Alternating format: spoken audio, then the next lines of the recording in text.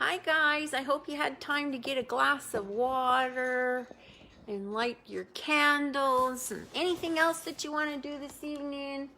I wanted to show you something that I was given a while back. Whew, we're close tonight. I wanted to show you my little boy and the balloon that he holds up. It's the wrong way around for you, but it's the right way around for me. So you see him? He carries this little balloon of hope.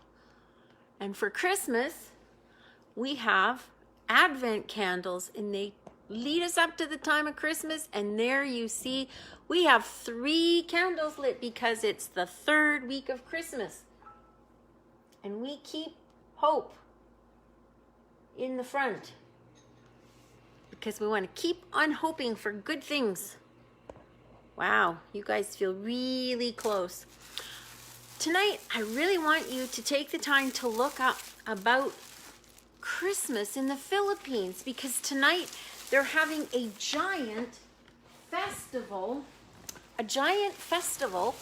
of lights and things that float through the air. They light them, can you see? They light them and they float up in the air. And that's part of their Christmas tradition. This is called a wishing light. So you light them and they float up in the air. So look up the Philippines. Tonight is their night that they do a special celebration that's a little bit different than we do in Canada for Christmas. And I think it's worth looking up some more about. Tonight's book, if you're ready, is called CC Claus, a baseball Christmas story. Featuring, I'm going to mess his name up, I know right now, right? You're going to tell me, I know you are. It's CC Sabathia is featured in this story. It's written by Ray Negron and it's illustrated by Laura Seeley. So, here we go. Look. Oh, did I show you the front? I didn't show you the front. There, I tried to get better light tonight. Ta-da! Must be something strange going on because Santa's at the door. And somebody different's got his sleigh underway. Okay, here we go. CC Claus. Do. All right. Here's another one. Look at that sleigh. Good thing Santa has helpers all over the world, and we just find out about some of them later.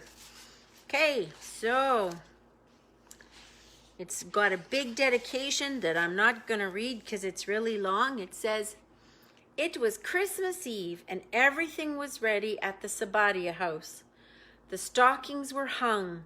The cards had been mailed. The only thing missing were presents that Santa would leave under the tree." Jay's envelope fell out of the pile. "Daddy," Karsten said, "this one is addressed to Santa Claus." Oh, that's gonna be a problem. Look, their house is all decorated. They have stairs and their stockings are hung on the stairs. That's where our stockings are. Their Christmas tree is up. I'm not there yet. And look, here he is reading all his letters from his fans. But his son finds one and it's to Santa Claus. Oh no, what's gonna happen next? Oh, what's gonna happen next? Karsten gathered all his oh no, that's not right. Oh yes it is. Karsten gathered all his baseball cards and hopped up to see. The envelope had not been sealed and the letter fell out. CC shook his head. "It's a shame Santa won't get to see this letter in time." "Why not?" said Karsten asked. "Well, it's too late for the mail to get to the North Pole." "Oh, Daddy, can't we take it there ourselves?" Karsten asked. We have to help Annabella and her brothers, please. What does the letter say, I bet you wonder? It says, Dear Santa, we had a terrible flood and lost all our toys. I don't mind, but my brothers, Homer and Daniel, miss their baseballs and gloves. Can you bring them new ones? Love, Annabelle. Hi guys, good evening. So CC thought for a moment. Okay, let's get dressed up really warm, very warm. We're going to the North Pole. So here's the letter to Annabelle. Here's the boy and the dad from the Sabathia family. And they're going to go to the North Pole. My goodness. Karsten tucked the letter in his pocket with his baseball cards. I feel like I keep missing pages here. Nope, I haven't missed a page. So, Karsten tucked the letter into his pocket with his baseball cards, and they piled in the car. How are we going to get there, Daddy? Karsten asked excitedly. Easy, CC answered. We go north. They drove on big highways, small roads, and dirt tracks. The dirt tracks changed to snowy lanes. It seemed like forever to Karsten, but at last they could see the elves' toy shop. Karsten and CC got out of the car and hurried to find Santa Claus. Wow, that would have been a big, long trip. Here he is with the letter in his pocket with his baseball cards. Here they are. And there they are they're at the North Pole. And there's the shop with the polar bears and the reindeer. There's the very top. Do you see here? There's the shop. Isn't that interesting? Wow. Here is a letter that came to me by mistake, called out CC. Somewhere there are two little boys who need balls and gloves to play baseball. Santa pulled the letter from the tiny envelope. As he read, he sighed. I don't know, CC, he answered. There have been many storms this year, and hundreds of kids lost their toys. I might not be able to finish everything, and I'm feeling under the weather too. There's just not enough time. I need help. Look at Santa. He's looking pretty scruffy today. See him? He's got his cocoa there. He's trying to feel better. And there's Karsten and his dad giving him the letter. And there's Santa looking very concerned. My goodness. That Santa has big responsibilities. I know just the person, CC said, taking out his special cell phone and dialing 0. Hello, boss? He quickly explained the problem. I'll be right there, said a voice. So here's the man who plays baseball. And here's the man who he called. Anybody know who that is? I don't know who this is, but this is CC Sabathia. It says here, a minute later, Mr. Steinbrenner walked through the door. That's CC's boss. Let's get to work, he ordered. Christmas is almost here. But there are only 3 of us. CC was worried. I wish we had some more people to help. What do you think they're going to do? Who are they going to find? I'm just so interested here, and I want you to see my candles too. Oh yes, the Philippines and Italy. Those are two places to check out the Christmas traditions for tonight, because they have some really neat things they do. Anyway, back to the story and Santa and all his helpers. Karsten pulled all of his baseball cards out of his pocket. They'd help if they could, he said, looking at the faces of his baseball heroes. I wish we could call them. Who says we can't? Barked Mr. Steinbrenner. CC, use your special phone. Get me Mantle. Get me DiMaggio and Ted Williams. Get me Ruth and Gehrig. Get me Maris and Munson and Mercer and Martin. Get me Catfish and Elston Howard and Hank Greenberg and Satchel Paige. Oh, and don't forget Rizzuto and Jackie Mitchell too. You used to play in Cleveland, so get me Bob Feller. Also Roberto Clemens, Jackie Robinson, Willie Stargell, Paul Blair, and Tetsuhara Kawakami. Get me all of them and have them report here right away. And make sure you get me Ray the Bat Boy. So here's Karsten's baseball cards that he pulled out of his pocket. And here's somebody, the boss, barking orders. They're going to get a bunch of baseball players to help Santa. One by one, CC went through the numbers on his phone until he reached everybody.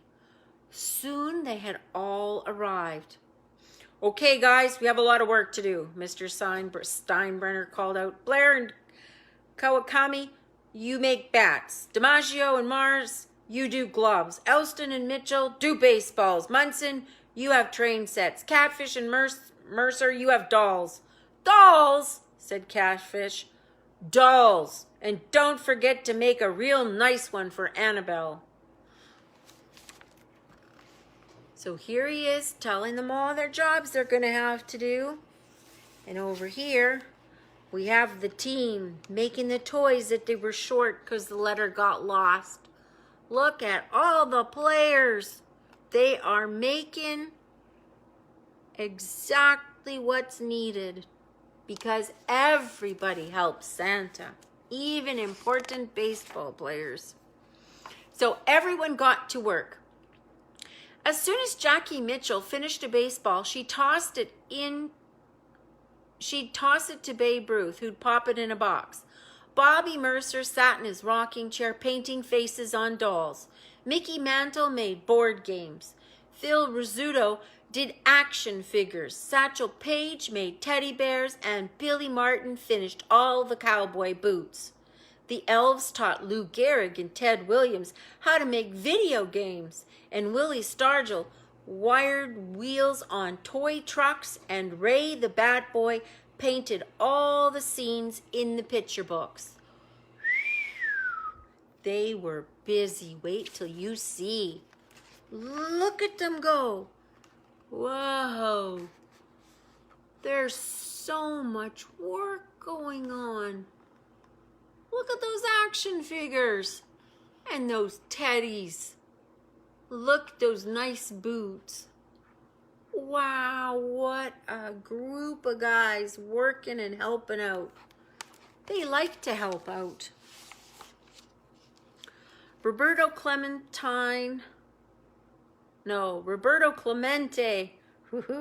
packed boxes with warm coats and thick, soft blankets. Jackie Robinson and Hank Greenberg sorted fuzzy socks and cozy mittens. The boss was in charge of wrapping. CC and Karsten piled the presents out onto the sleigh. Woo! They were moving. They were grooving. They were getting things done.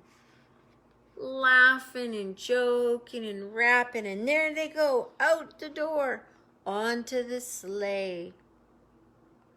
There's even an elf in there, I think, trying to help still. But Santa still wasn't smiling. In fact, he was coughing and sneezing.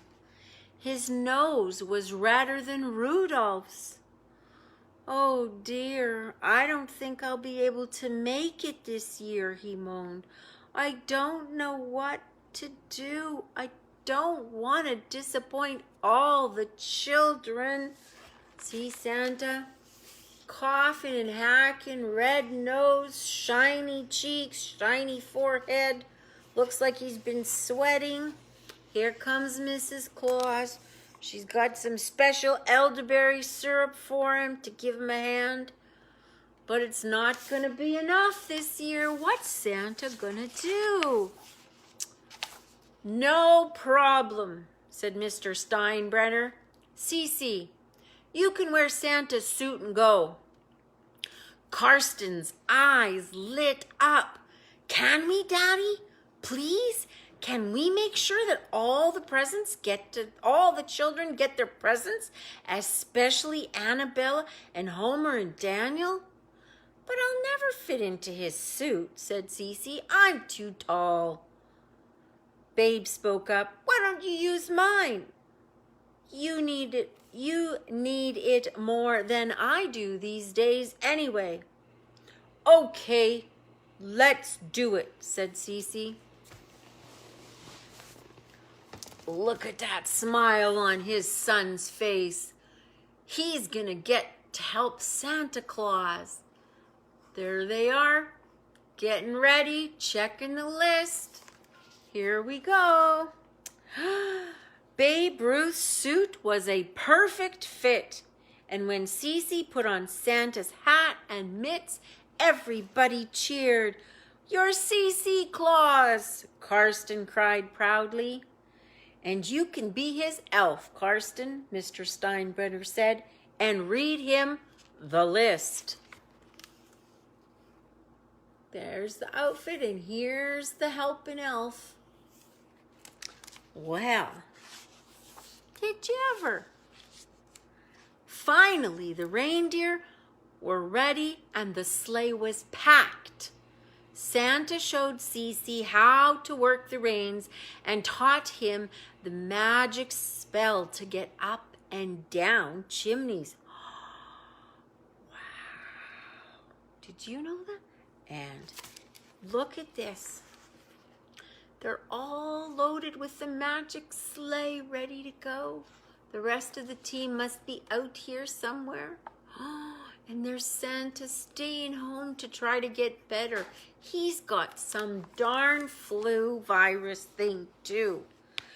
They were away. "Merry Christmas," yelled Karsten.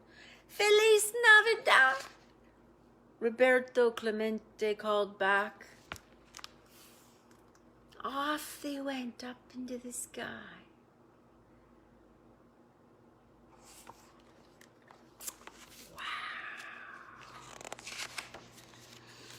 It was a long night. They visited country homes, city homes, farm homes, mountain homes, beach homes, and houses of every shape, size, and color. Karsten lost count. He hadn't realized what a big job Santa had each year. Just before the sun came up, they visited the last house on the list. Here's the moon. They're flying. Look at those clouds. Aren't they lovely? And did you see the stars? Look at the stars shine. And there they are, flying along, delivering as they go. Way down below, do you see the houses in the fog and the mist? Look at that. There's the rest of the reindeer.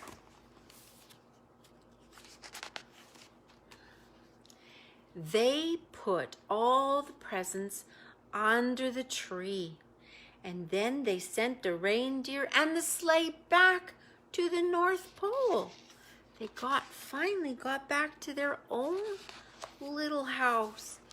Here's their stockings on the railing, and here's their presents under the tree. They like teddy bears at their house. Here's one, and here's one, and here's the whole family back together again in the morning. Let's see what they say. Soon they heard Jaden and Sienna and Carter laughing and screaming. Daddy, Santa was here. Was he? CC said. Yes, and he left lots of presents. Oh, did he? CC answered, winking at Karsten, who smiled back at him. Did you catch that before? Dad's winking at Karsten, and they're all excited about the presents. Oh, and there's another teddy bear. Ah, look at that. Everybody's having a great Christmas morning, even though they flew all night. And at the end here, we have Santa's workshop all spread out, and there's a special little note, and I'm going to share that with you in a minute. Note Santa's got his own hot cocoa this evening. Here's all kinds of toys he's been working on. And Santa got another letter from that same little girl. And that's over here by his glasses. We're going to take a look at that in just a minute. Oh, did I show you the cocoa? There's Santa's cocoa. Oh, is that another cookie? That Santa gets a lot of cookies at Christmas. Good thing some kids leave carrots for the reindeer too. It says, Dear Santa, my brothers are thrilled with their new gloves and balls, and I love my beautiful doll. How do you and the elves do this every year without any help? Thank you so much. Love, Annabelle. And there's the little letter from Annabelle. Such nice printing she had. So many things. I think Santa had a lot of help. Paul Blair was a center fielder from 1944 to 2013. Joseph Paul, Joe DiMaggio, was a center fielder from 1914 till 1999, or at least that's when they were alive. Roberto Clemente was a right fielder, and he lived from 1934 until 1972. Robert William Andrew Bob, they called him, Feller, he was a pitcher, and he lived from 1918 to 2010. Henry Lewis, known as Lou Gehrig, lived from 1903 to 1941, and he was a first baseman.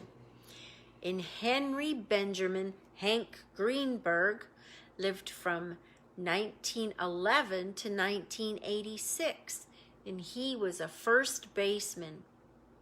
And Elston Jean Howard lived from 1929 to 1980, and he was a catcher, a left fielder, and a first baseman. And James Augustus, known as Catfish to his friends, Hunter, he lived from 1946 to 1999, and he was a pitcher. And Katsuhara, the god of batting, Kawakami, lived from 1920 to 2013, and he played first base.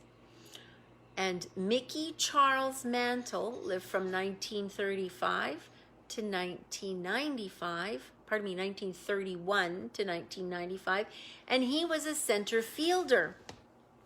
And Roger Eugene Maris lived from 1934 to 1985, and he was a right fielder. And Alfred Manuel Billy Martin lived from 1928 to 1989. He played second base, shortstop, and third base. Vernie Beatrice Jackie Mitchell lived from 1912 to 1987, and he was a pitcher. And Thurman Lee Munson lived from 1947 to 1979, and he was a catcher. And Bobby Ray Mercer lived from 1946 to 2008, and he was an outfielder.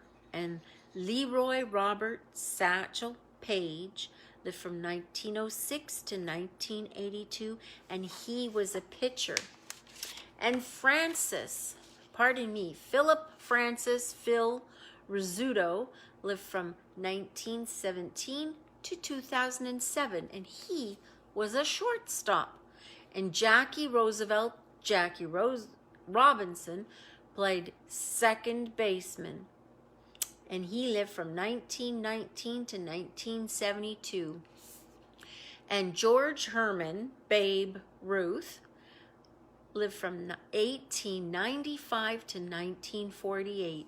He was a right fielder and a pitcher. And Wilver Dornell Willie Stargell lived from 1940 to 2001, and he was a right fielder.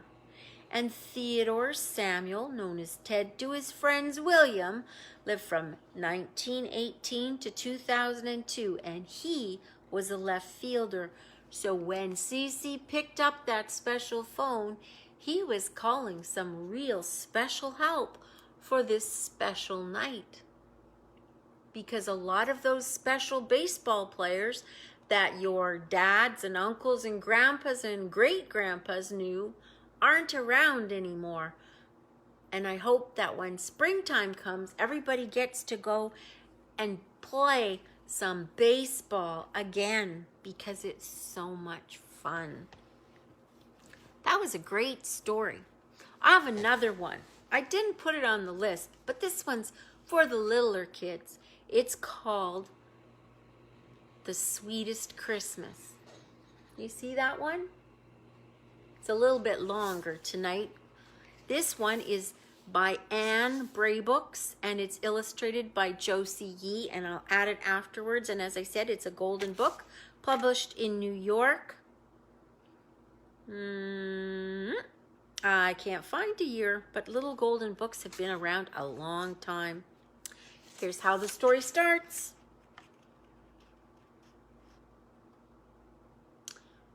You guys know who this is? This is Winnie the Pooh, and even he has a candle. And he loves honey, and he always has his honey in pots sitting around. One Christmas Eve, Pooh stood at the window staring out at the falling snow. "Oh, bother," he muttered. "Now I can't go outside to find presents for my friends." Think, think, think, thought Pooh. Then he brightened. "I know, I shall look inside." So there's Pooh. He's made a decision. He's going to look inside. Under his bed, Pooh found a box. Yo-yos would make nice presents for Christmas, he said to himself. But I suppose they would be more useful if they had string. Oh, me, oh, my. Next, Pooh found some pinwheels in a drawer. You see his pinwheels?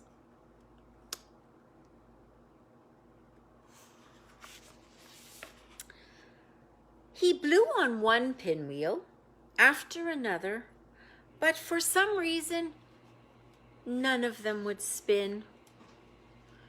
The wind must have worn these pinwheels out, he said. Then Pooh noticed some marbles in a jar. I have 8 friends, said Pooh happily to himself. So I shall need 8 marbles. 1, 2, 3, 4, 5, 6. 6. Oh, stuff and fluff. I don't have enough. See the 6 marbles in the jar? He sure has a lot of other jars around, doesn't he? Did you see all the jars? Do you see all the jars? He has things inside. Pooh slumped in a chair.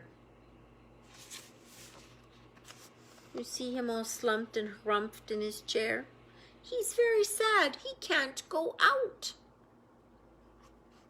He wants to go out. He can't, so he's going in.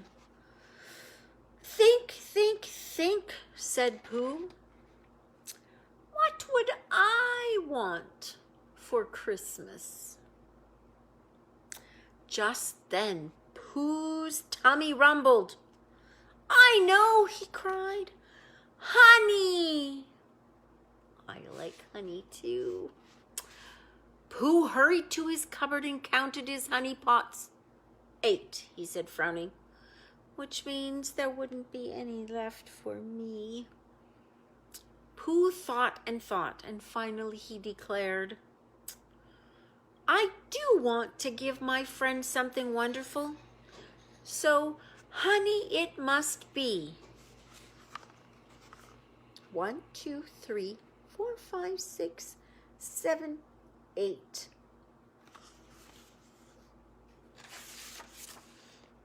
Pooh waited for the snow to stop falling. Then he loaded all 8 honey pots onto his sled and headed for Piglet's house. He's so happy.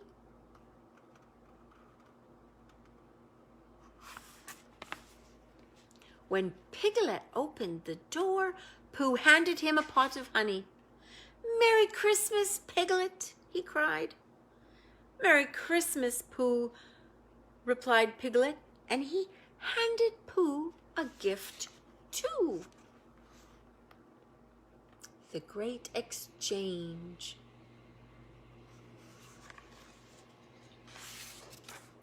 At Owl's, Pooh delivered another pot of honey. Merry Christmas, Owl, said Pooh. Merry Christmas, Pooh, said Owl. I have a present for you, too. My Auntie Beatrice, that is, collected it last spring. There's Owl with his roaring fire and his clock all decked out for Christmas. And here's the present for Pooh, and here's Pooh's gift for Owl. Why, thank you, Owl, said Pooh politely. Then he hurried off to see Rabbit. Next, Pooh gave Rabbit a honey pot, and Rabbit gave Pooh a gift in return. Oh, Rabbit, cried Pooh, you shouldn't have. Oh, yes, I should, grumbled Rabbit. Now maybe you won't eat mine.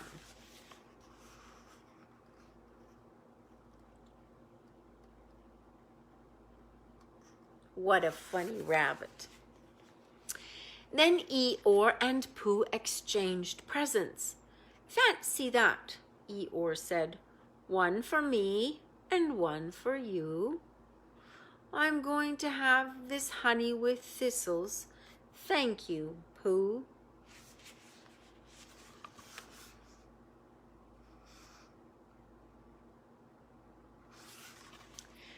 Pooh headed for Kanga's house next. On the way, he ran into Christopher Robin. I'm delivering Christmas presents to my friends, Pooh told him, but I had to use up all my honey. Oh, Pooh, said Christopher Robin, I have a wonderful idea. You go on to Kanga's, and I'll see you soon.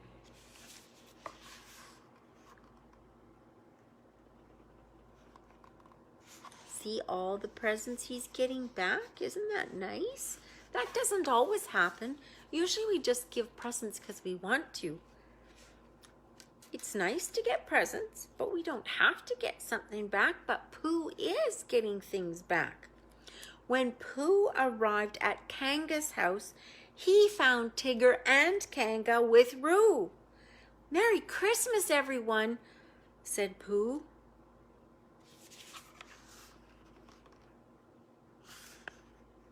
This is Roo, this is Kanga, this is Tigger, and this is Pooh. And they're exchanging presents. While Pooh was giving his friends their pot of honey, Christopher Robin hurried in with a large box. "Tigger, Kanga, and Roo have something for you, Pooh," said the boy. "Why don't you open all your presents now?"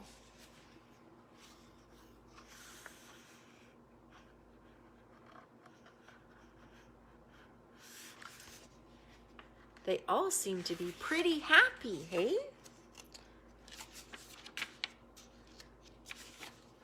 You see here, he's opening his presents, and it says, Pooh's surprise grew as he unwrapped one pot of honey after another. Finally, he opened the large box from Christopher Robin. Inside were 5 more pots of honey. "Merry Christmas, Pooh," said Christopher Robin. "You've been such a generous, such a kind bear that you deserve pots and pots of honey." That's what's in all the pots, is honey. "Oh, thank you," exclaimed Pooh as he helped himself to a smackerel. He said, licking his fingers. "What a sweet Christmas this is." He gave away 8 pots of honey, and how many does he have now? 1, 2, 3, 4, 5, 6, 7, 8, 9, 10, 11 pots of honey. And he thought he wasn't going to have any honey at all. Goodness me. Well, that's the end of that book. So that's 2 stories, and I hope you have a really good evening.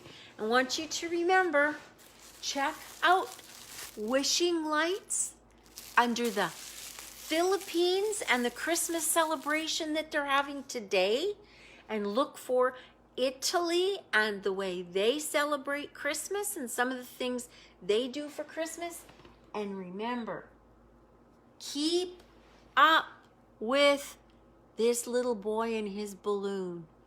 It says, can you see it? And that's what these wishing lights do. They float up in the air and they give us hope and they share light. Love you guys. Thanks for watching. Have a good sleep. Sweet dreams. Jesus keep you. See you tomorrow.